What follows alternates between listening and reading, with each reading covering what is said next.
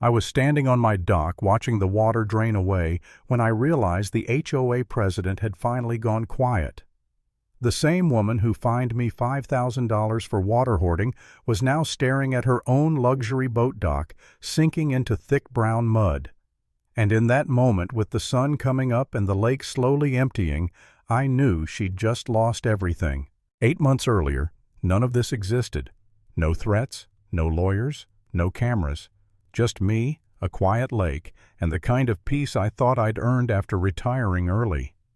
I spent 22 years working as a hydraulic engineer for the Georgia Department of Natural Resources. Water rights, drainage systems, riparian law. That was my entire career. When I finally walked away, all I wanted was something simple. A place to fish, a place to breathe, a place no one could push me around. That's how I ended up buying Millstone Lake. 14 acres of calm water ringed by old pine trees owned by the same family since 1947. I paid $180,000 in cash. Clean title. No liens. No easements. No HOA. I checked everything twice because that's what engineers do. When I stood on that dock the first evening watching the sunset paint the water orange and gold, I honestly thought I'd found the last quiet corner of my life. Then the red envelope showed up. It came in the hands of a delivery driver, late afternoon tires crunching down my gravel driveway. I assumed it was a neighborhood flyer or some misplaced newsletter. The seal said Lakeview Meadows HOA, but I didn't think much of it. I wasn't part of their neighborhood, but HOAs love paper. I opened it casually. That feeling didn't last long. Across the top in bold red letters were the words, "Final Notice," under that water hoarding violation, and right beneath it the number $5,000. I read it 3 times before it really sank in. According to the letter, I was illegally hoarding water resources that belonged to the community. They claimed my refusal to drain my private lake posed a threat to neighborhood safety. I had 14 days to comply, or they would place a lien on my property.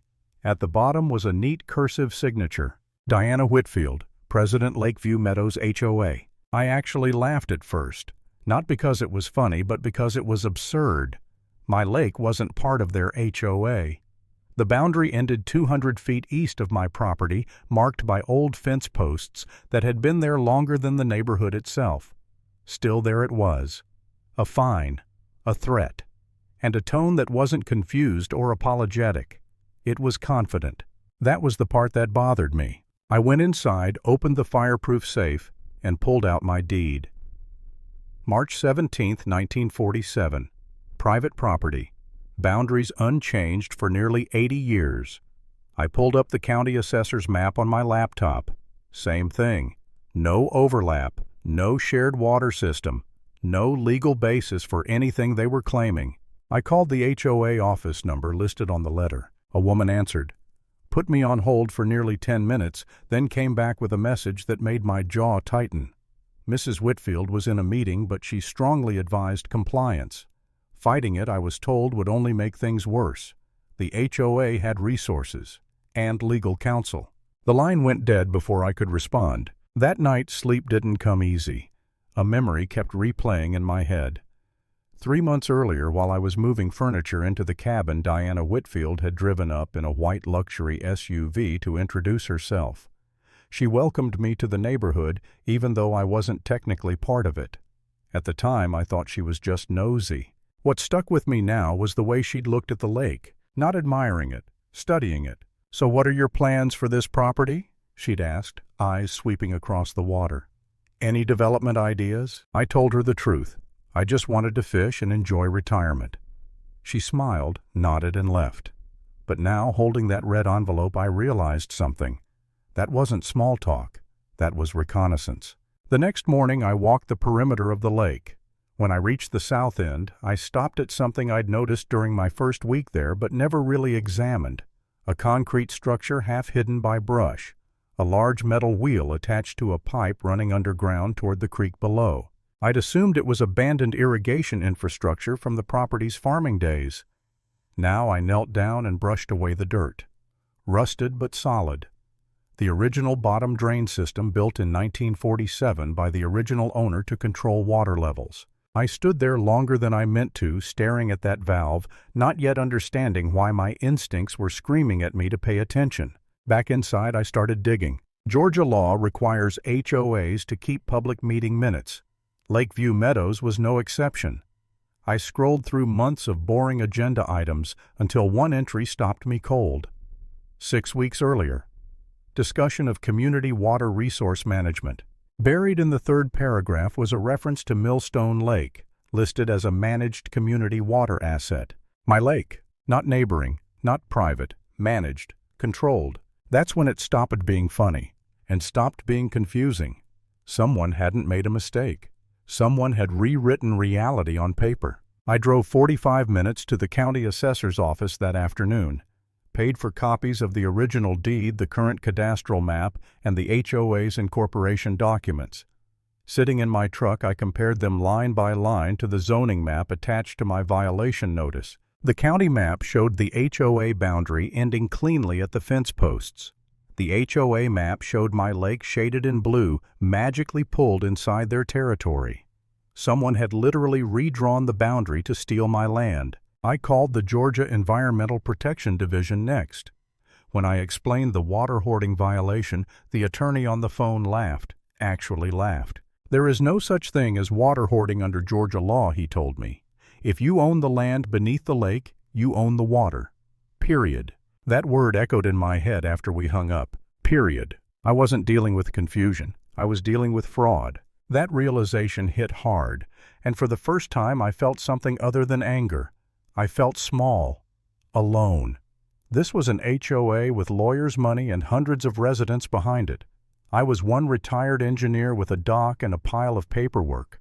For a moment, standing in my kitchen, I honestly wondered if it would be easier to just pay the fine and walk away. That was the moment I almost gave up. Then Henry Callahan showed up. Henry was 67, lived down the road in a farmhouse older than the HOA itself. He leaned against his pickup like he'd been waiting for me. "Heard you got a letter from the Queen," he said. I told him everything. He nodded the whole time. "She's been eyeing that lake since before you bought it," he said. "Tried to convince the old owner's grandson to donate it to the HOA as a legacy project. He told her to go to hell." Then Henry pointed toward the drainage structure. "You know what that valve does?" I told him what I thought. He shook his head. He'd helped repair that pipe in the 70s. He knew exactly where it ran. Straight into the creek that fed the HOA's community dock. They built that dock in 2015, he said. $340,000. What they never realized is the creek only flows because your lake feeds it. You drain that lake, their dock will be sitting in mud within a week. Everything clicked at once. The fine, the fake map, the pressure, the urgency. They weren't protecting water. They were protecting an investment built on water they didn't own. From that point on, I stopped reacting. I started building a case. I found emails, invoices, nearly $50,000 in HOA funds paid to their own law firm for lakefront development consulting.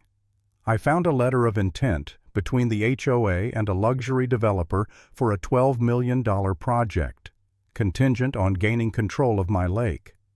I found a shell consulting company registered in the name of Diana Whitfield's husband set to receive $85,000 when the deal closed. The deeper I dug, the uglier it got. The HOA escalated.